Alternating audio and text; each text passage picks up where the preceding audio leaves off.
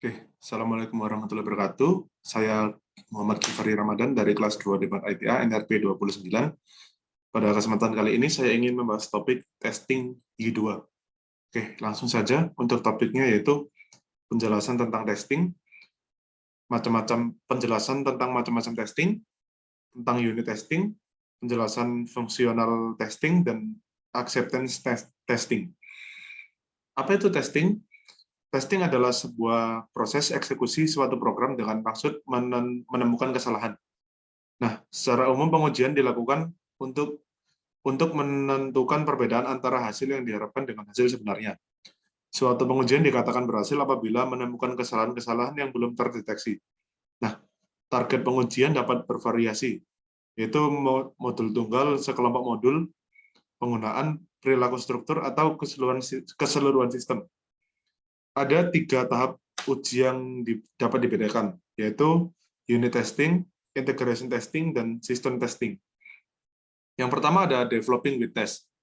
Nah, test driven development atau TDD dan behavior driven development atau BDD adalah pendekatan pengembangan perangkat lunak dengan menggambarkan perilaku potongan kode atau seluruh fitur sebagai satu skenario tes sebelum menulis kode, dan baru kemudian membuat implementasi yang lulus verifikasi bahwa perilaku yang diinginkan tercapai.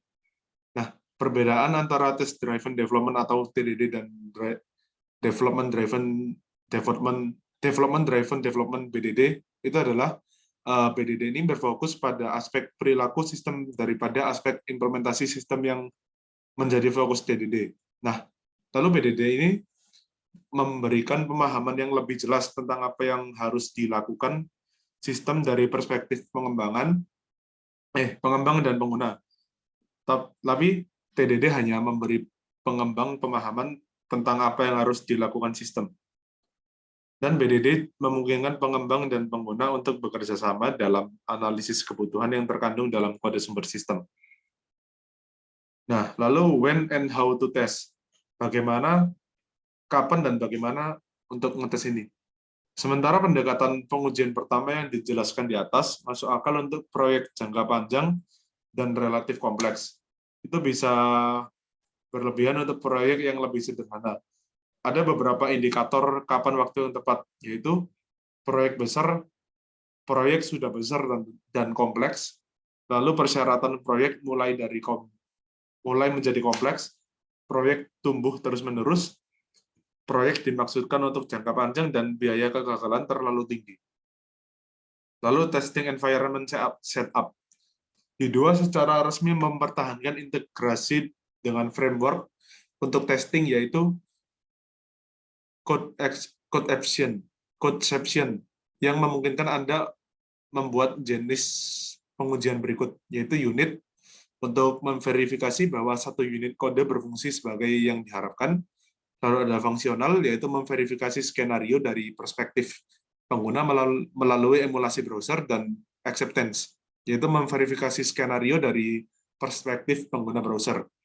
Codeception sudah diinstal sebelumnya dengan template YBasic dan Advanced.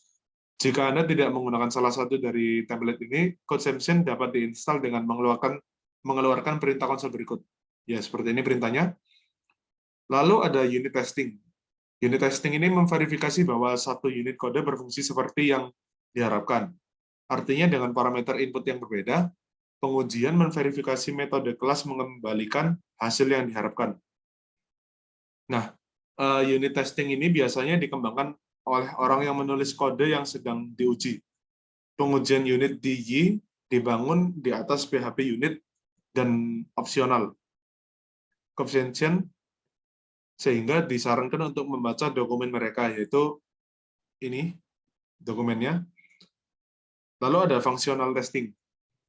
Nah, tes fungsional ini memverifikasi skenario dari perspektif pengguna. Ini mirip dengan tes acceptance, tetapi tidak berkomunikasi melalui HTTP. Ini tuh mengisi seperti parameter post dan get, dan kemudian mengeksekusi instance aplikasi langsung dari kode. Nah, tes fungsional ini umumnya lebih cepat daripada tes acceptance dan memberikan data histori kegagalan dengan detail. Lalu pengujian fungsional ini diimplementasikan dengan bantuan framework conception yang memiliki dokumentasi yang bagus tentangnya. Ini dokumentasinya. Lalu ada acceptance testing, yaitu tes penerimaan memverifikasi skenario dari perspektif pengguna. Aplikasi yang diuji diakses melalui PHP browser atau browser nyata. Nah, dalam kedua kasus ini, browser berkomunikasi melalui HTTP langsung, sehingga aplikasi harus dilayani melalui server web.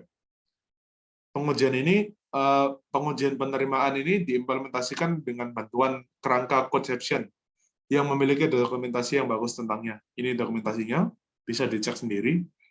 Lalu tugasnya ini akan saya bahas di video selanjutnya di latihan.